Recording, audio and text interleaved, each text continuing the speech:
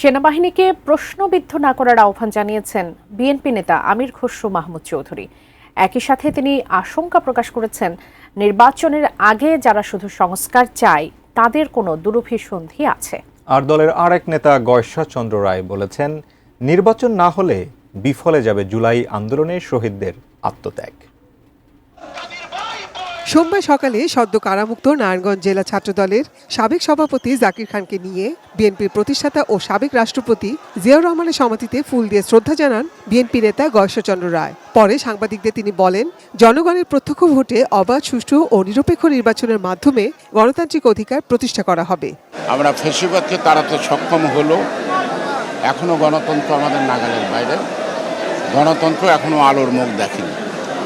আমাদের 17 বছরে যত আত্মাহুতি, যত গুম, যত নির্যাতন, যত মামলা, সব কিছুই শুধুমাত্র একটি সুষ্ঠু অবাধ নির্বাচনের মাধ্যমে জনগণের ভোটাধিকার প্রতিষ্ঠার লড়াইয়ে আমরা আজকে অব্যাহত আছি।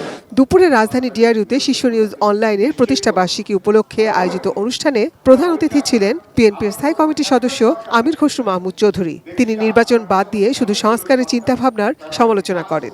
সংস্কারকে নির্বাচনের সাথে সাংঘর্ষিক কেন করা হচ্ছে?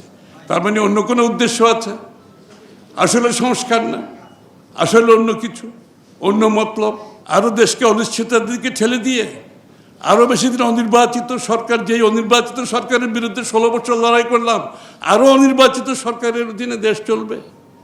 এটা কি হতে পারে নাকি? আমির খসরু মাহমুদ চৌধুরী আশা প্রকাশ করেন, সেনাবাহিনী গণতন্ত্রের পক্ষেই কাজ করবে। তাহলে আজকে সেনাবাহিনী যদি গণতন্ত্রের কথা বলে, নির্বাচনের কথা বলে, এর থেকে স্বাগত জানানোর আর কিছু নাই আমাদের। আমি বিশ্বের কোনো সেনাবাহিনী প্রধানকে এই কথা বলতে শুনিনি। উনি তো আমাদেরকে নিশ্চিত করছে বাংলাদেশ আর কোনোদিন সেনাবাহিনী আসবে না, আসা উচিত না।